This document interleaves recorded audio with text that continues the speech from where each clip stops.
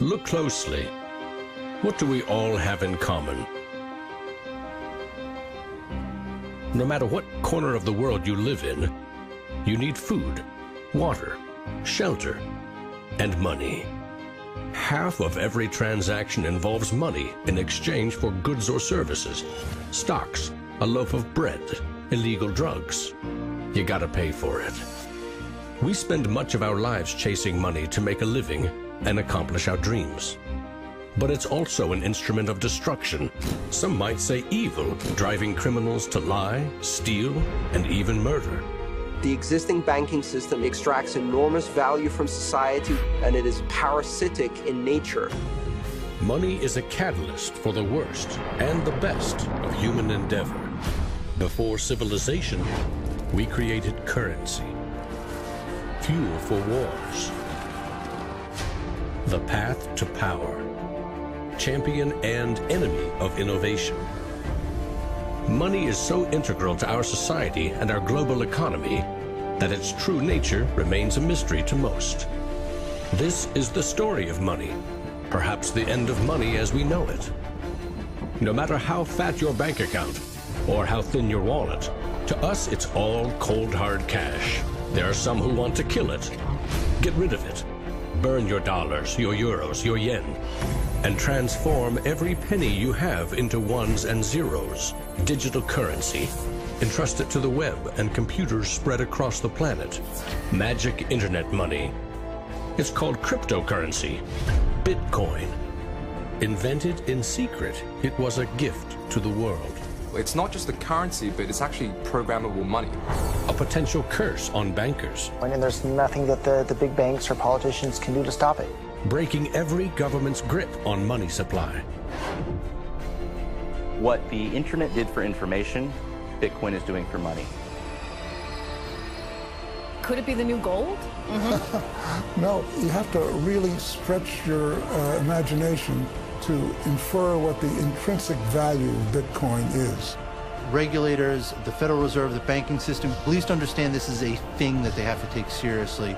This is going to change the economic culture. Bitcoin could be a microeconomic miracle worker, and it could be a macroeconomic wrecking ball.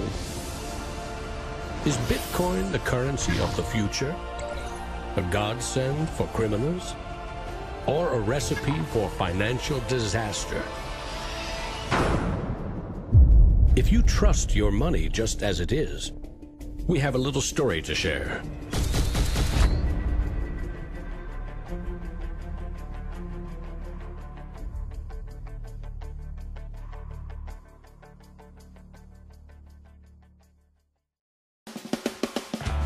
Once upon a time, there was a big party with everyone standing around the punch bowl, drunk. Politicians credited the strong economy to their wise decisions. Businesses jumped into new profitable markets, ignoring risk. In fact, the experts said there was no risk. Then, troubling market data from minor countries spooked the markets. Rumors spread. More bad news rattled housing prices at the heart of the financial world. A major bank went insolvent. Investors and businesses made a run on the other banks, demanding their cash deposits. The largest financial institutions in the center of the modern world were frozen. Assets were seized. Banks foreclosed. A credit crunch threatened the entire world economy. And then, finally, the government stepped in. The largest bank bailout ever. Swift action by the head of state had saved the day. Remember that? No, you don't. It happened 2,000 years ago. Rome, 33 AD. Ground zero for the first recorded liquidity crisis and government bailout in history. The largest empire the world had ever seen was brought to its knees by a banking disaster. Emperor Tiberius used money from the national treasury to bail out the country's troubled banks and companies. History may not repeat itself, but it certainly rhymes. Badly. People in power and their money have always been at the very center of it.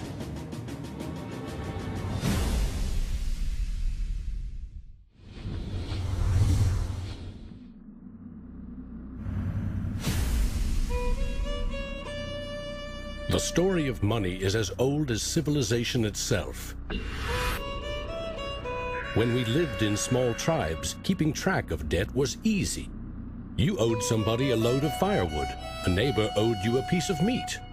Credits and debits were kept in your head, a mental ledger. Currency is a language that allows us to express transactional value between people. It's technology that's older than the wheel. It's as old as fire. When humans wanted to trade outside their tribe or village, they needed something everyone could agree had value, something scalable. Enter commodity monies. There were many kinds, but each had to embody the same 5 characteristics. A commodity money is relatively scarce, easily recognizable, can be cut into smaller pieces. You can substitute one piece for another of equal value, and you can carry it around without too much trouble. In ancient Rome, it was salt. The Aztecs used cacao beans. It was whale teeth on Fiji, yak dung in Tibet, shells in Africa and China. Grains, metal, ivory, rare stones, leather, fish. If it had the 5 characteristics of commodity money, someone probably used it as currency. And then you ask, what value do these currencies have? If you go into a primary school, you'll see children exchanging rubber bands and Tamagotchi and Pokemon cards and baseball cards and sweets and candy and any other form of currency. People invent currency when they have no other currency. And now they're going to invent digital currencies. But commodities that aren't durable are a lousy store of value. A bad cacao crop or a huge new salt discovery can throw your currency and economy into turmoil. A more stable system was needed. About 2,500 years ago, the first metal coins were minted in China and in what is now Turkey. These coins shared the same 5 characteristics with commodity money, but were also very durable. In some cases, coins are the only thing left of entire civilizations. Money does not originate with governments. Money arises naturally as markets begin to develop and as people with a division of labor realize that if I have eggs and you have a cow, we may need some medium of exchange in order for you to buy my eggs or for me to buy your cow. Coins were an objective and universal unit of account, and they allowed people to buy and sell goods over vast regions. The market economy was born. Coins worked, but only if people trusted that the king or emperor who issued them wasn't cheating on the metal content. Using coins also meant that an authority now controlled the supply of your currency. Money and political power were inextricably linked, centralized. Minting coins in a steady and predictable manner allowed economic growth and stability. The Wushu coin in China retained its value for 500 years. In Constantinople, the solidus lasted for 700 years. But in those times, the coins didn't have this sort of milled edge. They were flat, and what used to happen was, as coins were passing from people to people, people would cut little bits off. And in fact, some of the taxation that the kings would do would actually be take 1/8 of the coin off. Taxes built castles and financed military campaigns, expensive hobbies. Soon, royal mints were substituting cheaper metals for silver and gold. This is called debasement, and Europe's kings made a habit of it. The currency of France was debased every 20 months for 200 years. If no one can trust the gold or silver content of your coins, how can you trade with other countries? International merchants found a solution. They recognized that one person's debt has value. It can be traded or transferred. When those IOUs came from reputable sources, they could be used as a form of money, paper money. This money was not based on hard commodities or metal, but instead on someone's promise to pay. Merchant families like the Medici in 15th century Florence acted as clearinghouses for these IOUs. It worked like this. an English trader ordered a shipment of Italian cloth from the Medici for 100 gold coins. His promise to pay the Medici was put on paper. Meanwhile, the Medici owed 100 gold coins to another trading partner for delivery of wine from France. The parties didn't go to the expense of transporting and exchanging gold coins. Instead, the paper was transferred. Everyone agreed that the paper had value, 100 gold coins, but only because everyone trusted the Medici as solvent middlemen. They had created a paper money machine. Within a few generations, they rose from low crime to high finance. Their great wealth helped fuel the Italian Renaissance and elevated the family to levels of enormous political power, the power to marry into royal families and get elected as popes. The ties binding money to power, politics, and influence now ran through church and state. Merchants had proven that creating paper currency could be wildly profitable. Goldsmiths wanted in on the action. Imagine it like this. If the goldsmith had seen over a period of time that some of the coins he was storing for people were gathering dust, the people who owned them don't need them right now. So what if I go and lend them out into the community and I charge them interest on this loan? So he starts out lending some of these gold coins, and then later he realizes, actually, people don't even want the gold coins, they just want the piece of paper that says the gold coins are in the bank and with the goldsmith. So I can now make a loan with these pieces of paper. And whatever I write on a piece of paper, as long as people trust me, they'll trust the paper. And effectively, the goldsmiths and the early day bankers, they had literally acquired the power to print money.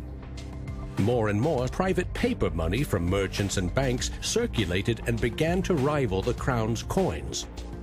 The power inherent in controlling and issuing money began slipping away from the rulers. They couldn't tax or debase this new kind of money, but they had bigger ambitions than ever with trading posts, colonies, and empires that now stretched across the globe. For centuries, European countries would take turns building massive fleets and waging war on each other to rule the world.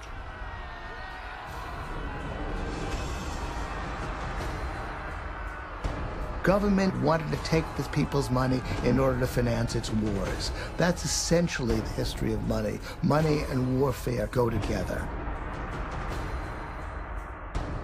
War is expensive. 1 year's income taxes simply aren't enough. Kings and queens had to borrow money against future taxes. They needed a groundbreaking financial innovation: government bonds. The loans came from rich merchant families and goldsmiths, who by now had become powerful financiers and bankers.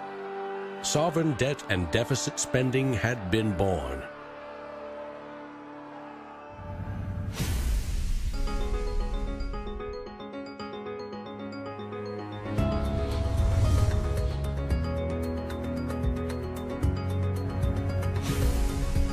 In 1694, the Bank of England was established to fund a war against France. England's central bank was privately owned and granted the monopoly to issue banknotes, paper that could be redeemed for an equal amount of gold from the government coffers. The central bank soon also managed the entire debt of the crown.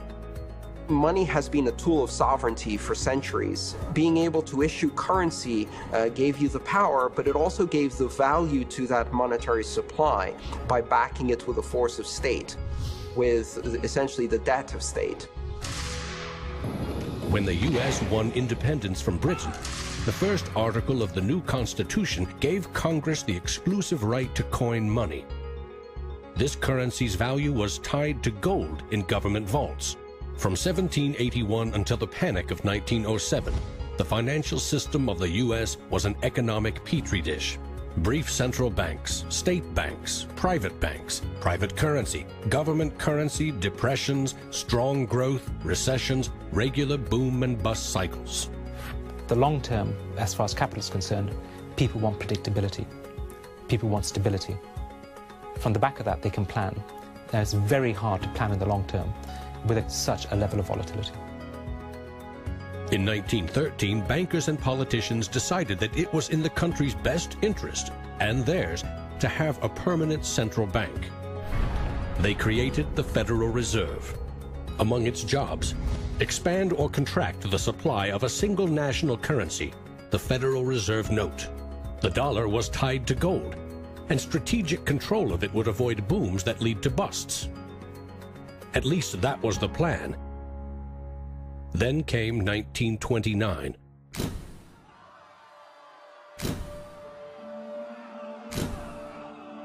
The Great Depression would have a profound effect on monetary policy worldwide. I shall ask the Congress for the one remaining instrument to meet the crisis: broad executive power. Soon, the Fed had printed nearly all the money it legally could to pump life back into the economy. It needed gold to fire up the mint. So in 1933, President Roosevelt issued a controversial executive order, forcing all U.S. citizens to sell their gold to the Federal Reserve at a fixed price, or go to prison. The Fed offered far more cash to foreign governments for their gold. Many jumped at the offer. Gold flowed in, and dollars spread across the globe.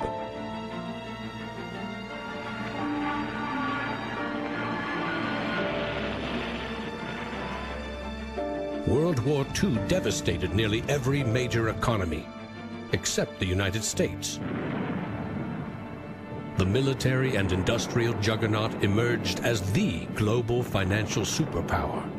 The dollar had become the world's most stable and trusted currency. Other countries pegged their currency to the dollar, which could still be redeemed for gold. In fact, the U.S. owned more than half of the world's gold reserves. In the next few decades, more dollars flowed to foreign countries. Governments began debasing their coins with cheaper metals and printing more of their own currency than they had in gold. The bond between precious metals and paper currency was cracking. This is a 1966 50-cent piece. It was the last coin in regular circulation in Australia to contain silver, and it contains 80% silver. So in 1966, this was 50 cents. Nowadays, it's $8 roughly in silver alone. By 1966, foreign nations had had enough of the U.S. collecting gold and printing cash. And they had more value in dollars than the U.S. had bullion in its vaults. They demanded gold in return for their paper dollars. Arguments about the value of the dollar versus their currency ensued. In 1971, President Nixon settled the matter. He severed United States currency from the gold standard. I have directed Secretary Connally to suspend temporarily the convertibility of the dollar into gold or other reserve assets, except in amounts and conditions determined to be in the interest of monetary stability and in the best interest of the United States.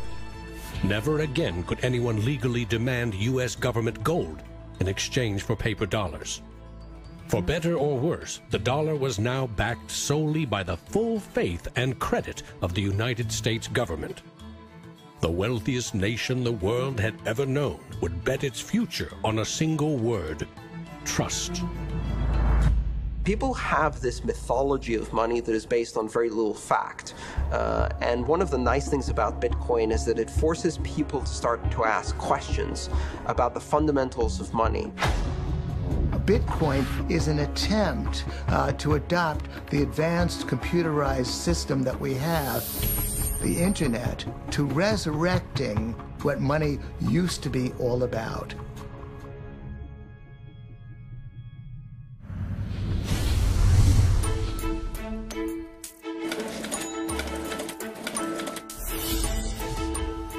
I think our dollar policies, our monetary policies, our fiscal policies have absolutely created a nation of debtors.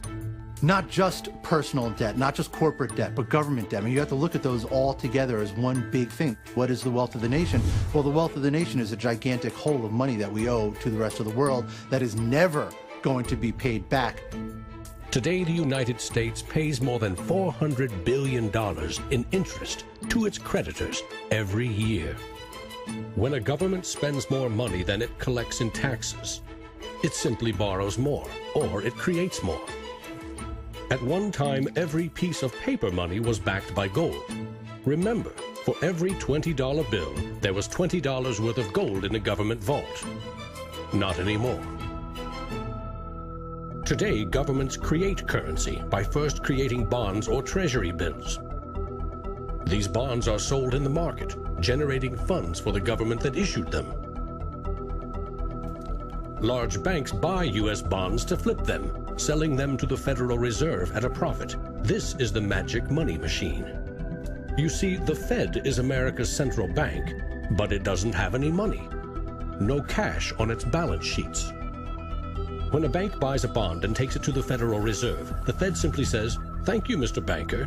Here's the principal and some profit." New money isn't exchanged. It simply appears on the bank's accounts. Magic. For 100 years and counting, the precise mechanisms of these bond purchases have remained a secret. Here's where it gets really interesting. The Federal Reserve is not a government agency. It's a private entity, and its shareholders are banks which earn a dividend. As much as $80 billion per year total are paid out to some of the very same banks that sell the government debt to the Fed. Which banks? Don't even bother asking. That's also a secret. In other words, the magic money machine answers to no one. The Fed also sets the bar for how much interest you pay for a car, home, or business loan. The Federal Reserve has been given the impossible task of trying to run the credit and monetary system as though we are the Soviet Union. It's the central planner for the key aspect of capitalism, which is how money and credit is allocated. The Federal Reserve, on balance, does not help the economy. On balance, it hurts the economy. And it's bound to make mistakes, even with the best of intentions. The Fed is also supposed to boost employment with low interest rates, encouraging people and businesses to buy more goods and services. Governments getting involved in money is a good thing, and it's also a bad thing. It's a good thing because money is the arteries of the economy, the blood supply of the economy. Markets are subject to bouts of euphoria and despair, and it makes sense for governments to back currency and manipulate it. Moving the money supply up and down is the most powerful way to sedate that boom and bust cycle. Manipulating the supply of money has short-term and long-term consequences.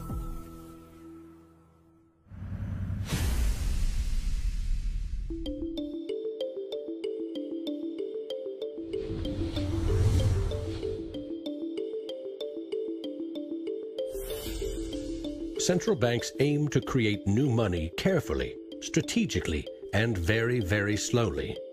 Releasing more money into the economy causes prices to rise, ideally by 2% every year.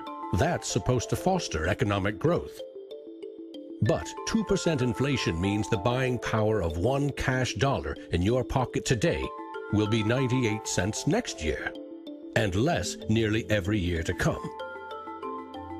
Since 1913, when the Federal Reserve took over the United States dollar, we've seen that the United States dollar has decreased in value 98%. Inflation is a far higher tax because on your income you pay it just once. If inflation is 2%, you're paying a 2% tax on your net worth every single year, your net worth held in currency. So, what does that mean? If you earned $1 in 1913, you could buy 16 loaves of bread. Today, $1 barely buys you one. That's not a quaint notion of how cheap things used to be. It's proof that the value of your cash is slowly withering away. That $1 invested at 2% in 1913 would now be worth $7.24. More than 600% return versus a near total loss. The US dollar has gone from being worth $1 to now being worth about 4 cents. So that's, 96% of its original value. And it's a direct result of government control. Governments don't create money from thin air all alone. You play a key role in the magic money machine.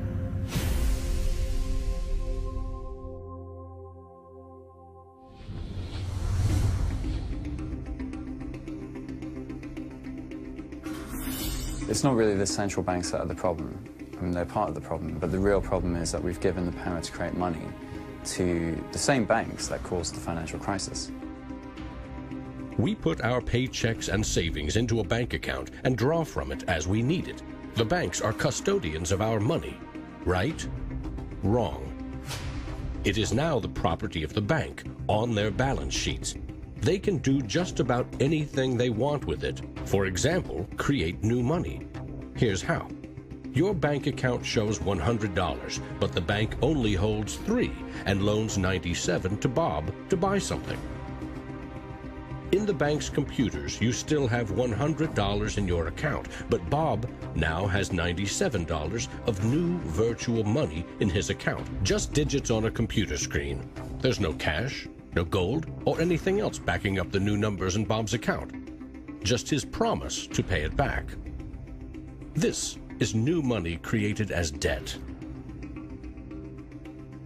When those $97 are spent, say in a shop, the shop owner deposits into another bank, and it is lent out again and again and again. And each of these people have numbers in their accounts showing that they own this money. So your original $100 has multiplied. Now there are over $3,300 in the system. This process of loaning out far more money than a bank actually has as cash on hand is called fractional reserve banking. In the UK, 97% of the money that exists is just numbers in a computer system, and those numbers are created by the banks. Banks earn untold billions in interest every year by creating and lending virtual money. What's more, banks don't even need your deposit to create new money. If they consider someone credit-worthy for a loan, they can put new magic money into his or her account and start charging interest. So reporters talk about Bitcoin as though it's the first digital currency. But actually we use digital currency every time you make a transaction through internet banking or through your bank card. Actually, it's not even just digital currency, it's digital currency that is created by the banks, essentially out of nothing. In other words, all new money is debt. This is the part of money creation that isn't taught in economics class. Money in paychecks, bank accounts, 401ks, that loan to Bob, credit card debt, your home loan, all began life as virtual money created by the banks. The entire system is based on trust. Trust in the bank's solvency. Trust in the debtor's ability to repay their debt. If all bank customers demanded just 3% of their deposits right now in cash, this run on the banks would reveal the truth. Almost none of that paper currency you think is in your bank account exists. It never did. Remember the drunken party? Our financial crisis had everything to do with virtual dollars. Too many people with very little income borrowed a lot of money they could never repay. But the banks didn't care. They didn't have to. They quickly made and sold shaky loans to someone else for a profit. And I got them all approved. Hey! Apply now. Selling bad loans was a good business until the whole thing blew up in the global financial crisis.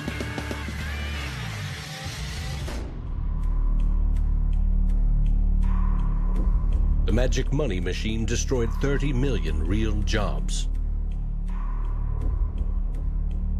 The United States alone lost $16 trillion in household wealth, and the banks foreclosed on more than 1 million homes.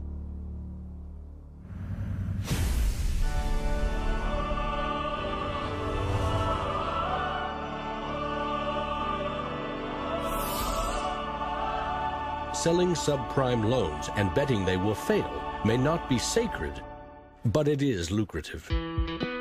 As much as 1/4 of our best and brightest are being lured by the siren call of the money machine. Instead of science, engineering, or medicine, they chose a career betting with other people's money. To get rich quick, very rich. And sometimes they take shortcuts. Getting by on a nickel and a dime. Money has a funny way of bringing us down. They say it makes the world go round and around. My ancestors in Greece talked about the corrupting influence of power. And nothing has changed in these 3,000 years. When you give control over massive amounts of money to a few individuals, they will take advantage of that control. Banks today are factoring in fines and money laundering and all the rules that they break into their cost of doing business. JP Morgan is today coming out and saying that Bitcoin is not a legitimate way of doing business. Banks today are tied into a system that is completely rigged to basically harvest money from the entire global economy and pump it into the hands of very few. Don't get consumed by greed. The existing banking system is cozy. It's captured the regulators. It extracts enormous value from society without delivering anything in return, and it is parasitic in nature. The banks play a very pivotal role in an economy. You look at any successful economy, it has successful banks. There's a very close correlation with banking profits and the economy as a whole. In medieval Europe, a banker who couldn't repay depositors was hanged. Today, that same banker would get bailed out, paid bonuses, and enjoy some tax benefits too. To date, no senior U.S. banking executive has been charged for selling the bad loans that fueled the Great Recession.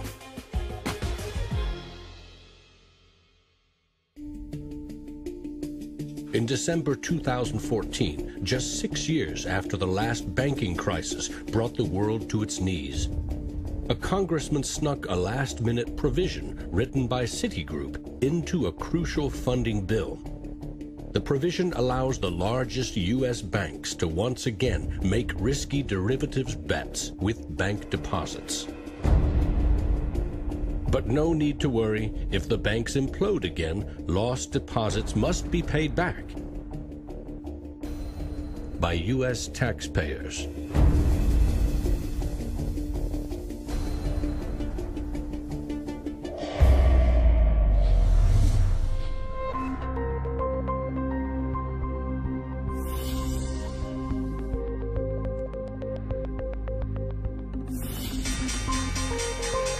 Today's financial innovators package assets in ever more complex ways, slicing, dicing, securitizing, always using someone else's money. They sell debt, transfer risks, leverage bets. That's what they call innovation. When you're talking about financial innovation, Bitcoin certainly is a very good example of innovation. But there's also been other innovations that people a bit closer to the world of finance would cite as good examples. An example of that would be the original swaps market. From there moving on to the credit default swap. It is an excellent example of financial innovation, but also if it's used incorrectly, it can create a lot of problems, as we've just seen. History teaches that the most revolutionary and disruptive innovation nearly always comes from the fringe, not from corporate cubicles. True innovators see the world differently. They see the big picture, creating new products and entire systems that lead to new industries. Steve Jobs called them the square cogs in round holes. It's unsurprising that new innovations always come from a niche group of early adopters, because it is inherently very hard for many people to realize the benefits of new technologies.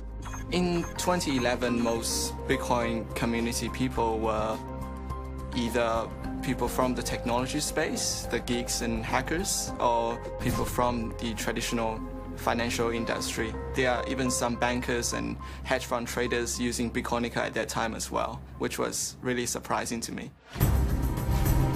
A radical new idea is often met with skepticism, ridicule, even hostility from those who stand to lose the most from its success. Case in point, the automobile. In the late 19th century, Carl Benz and others built the first cars, contraptions that could threaten the stagecoach and railroad industries. These self-propelled vehicles, or road trains, would certainly scare horses, injure people, and damage roads. Cars, the railroad barons said, were just too dangerous. And to protect us, they used their power to pass a law in 1865. It required every automobile in England to observe a 4-mile-per-hour speed limit and to be operated by a crew of 3, a driver, an engineer, and a flagman. This heroic flagman walked in front of the car to warn fellow citizens of the coming danger. The railroad tycoons, the lawmakers, the self-appointed gatekeepers used regulation to stifle innovation. But they didn't invent the flagman. He's been around for a long time. For centuries, very few could read. Books were copied by hand. The people in control, political and religious leaders, wanted to keep it that way, and they greeted Johann Gutenberg's printing press with licensing laws, publishing bans, taxes. In some parts of the world, printing was a crime punishable by death. After all, they were just protecting us from dangerous ideas. Before the printing press, there were an estimated 30,000 books in all of Europe. 50 years later, there were 10 million. As Gutenberg's invention flourished, the Dark Ages withered. Progress couldn't be stopped. But the flagman never stops trying. His masters set him loose on each of these innovations because they threatened someone's profits, someone's control. But remember, this is a story about money. What if a technological innovation allowed anyone in the world to be their own bank? To create a currency free from taxes and banking fees?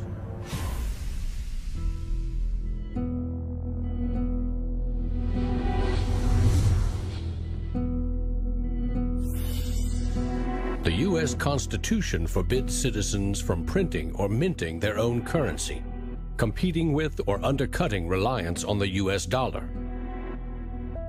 In 1998, Bernard von Nothaus decided to test the resolve of the federal government. The Liberty Dollar was available in gold, silver, platinum, and copper. It was available in 3 forms, both in specie, in other words, gold and silver, in paper, as warehouse receipts, and in digital form. Obviously, the government didn't like it. They arrested me and convicted me of counterfeiting, fraud, and conspiracy, and I'm currently awaiting 22 years sentence in federal prison. Lesson learned. At a hackers convention in the Netherlands, there was a young hacker there who used the alias of Satoshi Nakamoto. And he talked to a friend of mine, and he identified the Liberty Dollar and me as inspiring him to create a new currency. Bernard von Nothaus's arrest for creating private money may also have inspired Bitcoin's inventor to keep a lower profile, publishing the invention under an alias and vanishing. Part of me is interested to know like who Satoshi is. Maybe that's part of the mystique of the story. It's completely irrelevant to the functioning of Bitcoin because we have the code to read, but it would be kind of fun to know. Who is Archimedes? Who is Euclid? We don't know. We don't know if Euclid was one person or multiple people. And you know what? It doesn't matter. Euclidean geometry works whether I know who Euclid was or not, whether Euclid was a moral and good person or whether he was a corrupt plutocrat and a bastard. Science and mathematics have essential truth that stands alone, irrespective of its inventors and irrespective of their motives. Well, Bitcoin is a system based on mathematical truths, and these mathematical truths stand alone. We can read the source code in Bitcoin and understand it, and it will be true whether Satoshi Nakamoto is a man, a woman, a collection of individuals, a government agency, or aliens from the future. Bitcoin is digital currency and computer software. Capital B Bitcoin is the shared code that creates a global payment network using computers connected to the internet. Bitcoins are virtual currency, digital money created, stored, and exchanged on that network. But unlike virtual dollars created by a banker, this new currency was created with math by an anonymous inventor. Bitcoin is an open-source software protocol, like much of the code supporting the internet and email. Open source means anyone, everyone, can use the protocol. No one person or company can control it. Every change to the software is public, open, and transparent. The code was first developed by Satoshi. Then there were dozens, now hundreds, of programmers constantly collaborating to improve Bitcoin's features and security. So what makes Bitcoin a breakthrough? It tackles an ancient human dilemma and solves a computer science problem. Any shared information or data can be flawed, corrupted. Anything can be faked. How do we know that what we're receiving can be trusted? In our traditional mindset, it's very important to know who is behind this currency because their reputation is significant in knowing that our funds and the true wealth is actually safe. In finance, we rely on trusted third parties like banks, credit card companies, remittance services. They keep track of money as it moves from one account to another, and they charge us handsomely for it. We trust that their digital ledgers of credits and debits balance. A financial system that cuts out these middlemen could be faster, cheaper, and more secure. But Bitcoin is digital. Music and movies are easily pirated, copied, stolen. How can a digital currency retain value if anyone can make 1 million copies? The answer is at the core of Satoshi's invention. A Bitcoin is not a file on a computer. It's an entry in the publicly distributed database called the blockchain. Just as the Medici kept a ledger of credits and debits, today's banks record each transaction as a plus and minus in their ledgers. Now we call them databases. Bank accounts are replaced by a digital wallet that you alone control. Bitcoin's ledger is the blockchain, a record of every Bitcoin in existence and every Bitcoin transaction ever made. It always balances because no Bitcoin ever leaves it. When a Bitcoin is sent from one digital wallet to another, what they are really sending is control over that part of the database. Code that is a unique key for the new owner. As the network processes transactions, it constantly synchronizes the one ledger across the global network. Each computer or Bitcoin miner has a complete and identical copy. And because the blockchain is public, it cannot be controlled by any one person or computer. Owners of the Bitcoin mining computers are rewarded with new Bitcoins for processing transactions and keeping the network secure.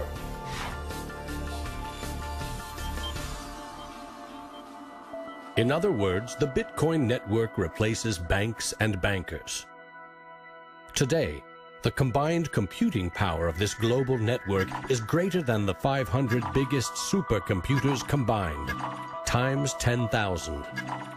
And because every transaction is verified and recorded by the network, a Bitcoin cannot be forged.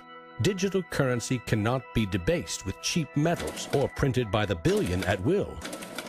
Too much currency can unleash a monster, skyrocketing prices, trillion-dollar bills that can't buy a loaf of bread. There's a big movement in the U.S. demanding that the Fed be audited so we can find out what they're doing. Nobody really knows how many dollars are in existence, for example. Ben Bernanke created several trillions of dollars over the last several years, but nobody really knows where they landed. At any time, for any reason, the central banks can print as much money as they want. They call it fancy things like quantitative easing. And when they do that, it makes the dollars or euros or yen that you and I have worth less. So if the world starts using Bitcoin as their currency, It can't be controlled by central bankers or politicians. Remember, central banks create money to boost the economy and try to pull it back out before inflation heats up. But no one knows how much magic money global banks are creating to boost their profits with questionable loans. Bitcoin's completely the opposite. It's totally transparent. You know exactly how many exist. The computer code behind Bitcoin has a built-in brake pedal, cutting the creation of Bitcoins in half every 4 years. This ensures a transparent, controlled scarcity and ultimately limits the total number of Bitcoins to 21 million. No lobbyist, no politician, no banker can create more or change the mathematical rules dictating their creation. Advancing accountability. And that's one of the things I think is most exciting about Bitcoin and the technology behind it, is not so much that it will supplant the dollar or that it will supplant government itself, but that all of a sudden there's a competitor to government, and that government itself now needs to look over its shoulder more than it did. This new digital currency can be purchased online with a credit card or in person with cash. And it has the 5 key characteristics of money. But is it a store of value? Is it stable, or will it diminish over time, like a commodity rendered useless, or a crop that fails? The ultimate power of a cryptocurrency is unleashed by mainstream adoption and an ever-growing volume of transactions. With Bitcoin, the currency has been created much more slowly than other currencies. And the effect of that has been to turn it into what is essentially a speculative asset. If you ask a lot of Bitcoin enthusiasts whether they're spending the currency, they're not. They're sitting on it and waiting for the price to go up. It isn't a currency if you don't use it to pay people. The point is, the average person is quite happy to walk into a bar and hand over, a $5 note in order to get a drink. So you've got to realize that most people are happy with the money system they have. If most people are happy with cash, they're in love with plastic. In the US, 2/3 of in-person sales are done with debit or credit cards. That plastic is a 60-year-old technology, created by a middleman, never designed for the internet. Each transaction requires personal data, like your name and address. Credit card databases are regularly hacked, with fraudulent purchases charged to your account. Criminals buy and sell stolen credit cards by the thousands in dark corners of the internet. In some parts of London, 1/3 of all online credit card transactions are fraudulent. Card issuers don't hold you responsible for fraud, but protection comes with a price. 2 to 4% in fees. That's $50 billion a year. The issue with credit cards from a merchant's perspective is there's a lot of risk. If they take a credit card, there might be a chargeback, there might be fraudulent purchases. In fact, there's hundreds of billions of dollars every year in fraudulent purchases. A Bitcoin purchase is done for pennies, but there are no protections. If you lose your passwords or are fooled into paying the wrong person, you can never get your money back. It is like digital cash. For a seller, this means no chargeback risks. For an e-commerce company like Expedia or Overstock, cutting credit card fees can double their profit margin. You could not miss the point more effectively than by thinking of Bitcoin as a currency and payment network that will make shopping easier for the first world. Bitcoin is about everything else, everywhere else. There are 2.5 billion people without a bank account. With Bitcoin, a mobile phone with an internet connection is now a bank with access to the global marketplace.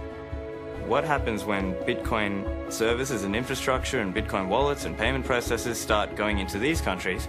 These people will be able to gain benefits from trade where they could not previously. These people will be able to send money home, international remittance, which is one of the major pain points of the current financial system. Yeah, if I send $100, with banks it's going to cost me 20%, Western Union is going to cost 10%, other options that are competing with Western Union is still going to be about 5%. And if you are sending to really remote areas, it's going to be anywhere between 15 and 30%. So in terms of money remittances, it's going to be a game changer using Bitcoin. You do not need a bank account. You just need internet connection and a wallet to get set up. It's a tool to give people an access into the global ecosystem and give them a promise for an economic future, and specifically provide a way for them to not be dependent on a government that could shut down their bank accounts or even could go into their bank accounts and take out finances.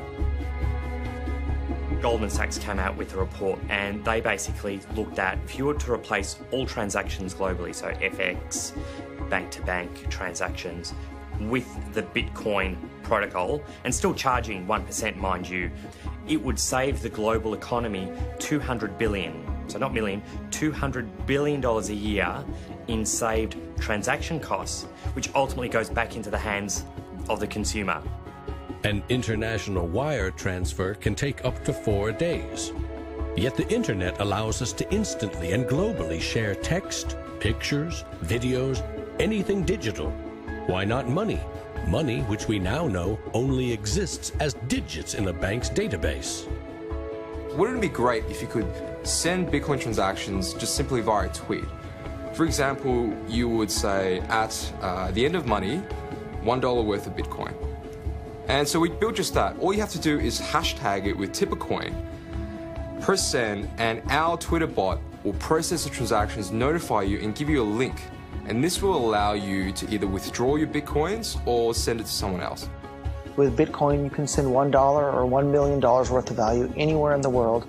You can do it for free, or you pay the Bitcoin network fee, which is still just around a penny. And there's nothing that the big banks or politicians can do to stop it. A cryptocurrency that can only be created and transferred with computer networks may be the next step of the digital revolution. The rise of machines, self-driving cars, drones, robots that rely less and less on humans. What I often think is that the future of Bitcoin or digital currency from a broader perspective is really about machine-to-machine payments. So by the time you have an unmanned taxi driving you around New York and then going to power up at an unmanned power station or going to get repairs at an unmanned auto shop, you'll see the machine-to-machine payments done with some sort of digital currency.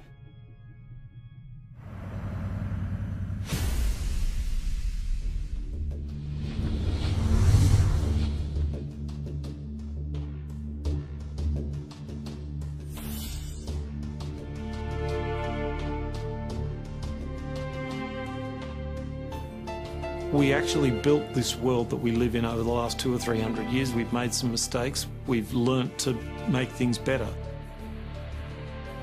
The idea that there's some magic key, that if you just sort of stop doing a few things, that there'll be this perfect order that will settle, is a very childish, ideological delusion, in my opinion.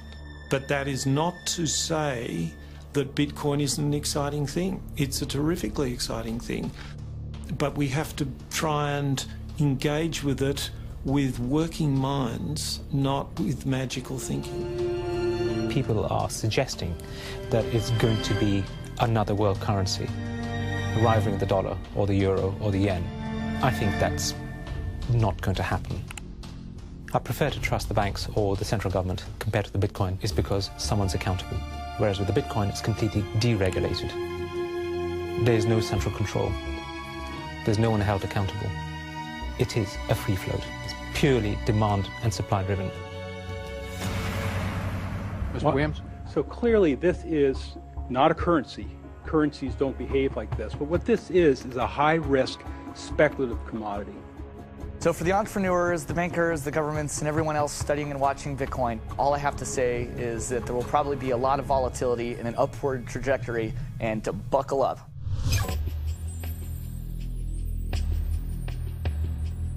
Criminals, scam artists, bad actors are drawn to any kind of money like a moth to a flame. Silk Road was a marketplace that was online. It existed in the underground web. Now, this marketplace allowed people to sell things that were illegal to governments. Fake IDs, pirated music, Bibles in North Korea. Are cryptocurrencies inherently bad, or just the newest tool to acquire the forbidden? Porn is illegal in Iran. Well, there's a few percentage points of sales on Silk Road was to sell porn to Iranians. Now, a much broader one that gets a lot of press with regards to Silk Road is drugs. I've been doing research over the past couple of years into the online drug marketplaces in the darknet using Tor and Bitcoin as technologies to enable illicit drug transactions. We did a global survey of drug users, and we had over 20,000 people respond to that. And the majority of those people were buying traditionally illicit drugs, ecstasy, cannabis. The FBI brought down Silk Road. It certainly hasn't stopped the trading of illicit drugs online. A lot of people want to criticize Bitcoin for being used for illegal things or illicit things, but if you look at it, the most popular currency in the entire world for doing bad things is the US dollar. If you think of Bitcoin as a platform instead of a currency, then you really begin to see the potential it has. The ledger, which cannot be forged, it cannot be changed, and is universally accepted, is genius. There will be Bitcoin technology forever, and it'll have applications for years to come. Creating a secure global payment system may just be the beginning. Patents, contracts, land titles, proof of ownership can be baked into Bitcoin, securely held in the public ledger. I read up more about Bitcoin, I played with the source code, I built some things that I realized this is actually a very, very powerful protocol. It's not just a currency, but it's actually programmable money. The digital age has fundamentally changed the world. We have embraced digitized music, film, medical records, communications, the internet. The free exchange of information and currency can fuel revolutions, help in a disaster. But our money is shackled to the 20th century, manipulated by governments and banks. The champions of Bitcoin ask us to imagine payments without a middleman, investments without a broker, loans without a bank, insurance without an underwriter, charity without a trustee, escrow without an agent, betting without a bookie, record keeping without an accountant, global, secure, nearly instant, and free. Is it fantasy or the future of money and commerce?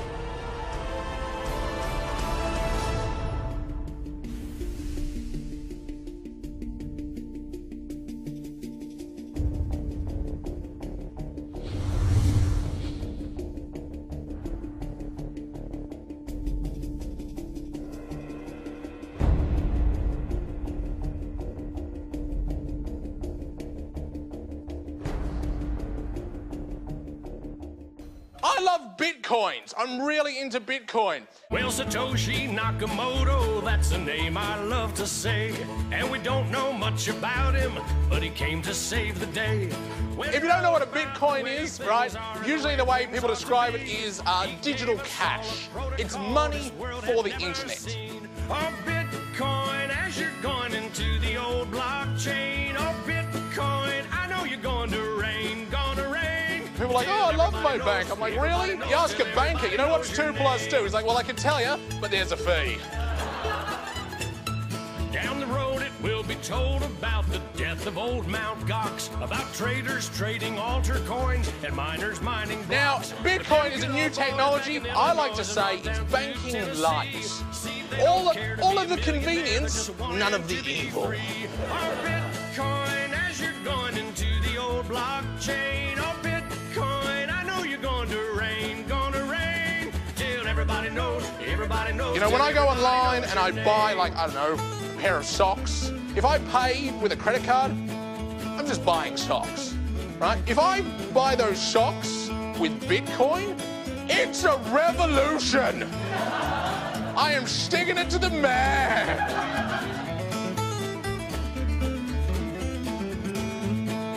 Oh, Lord, pass me some more.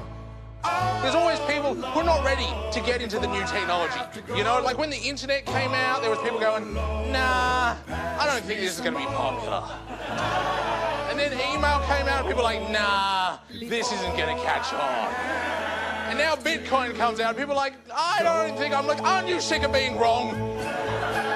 Get on this train, you know?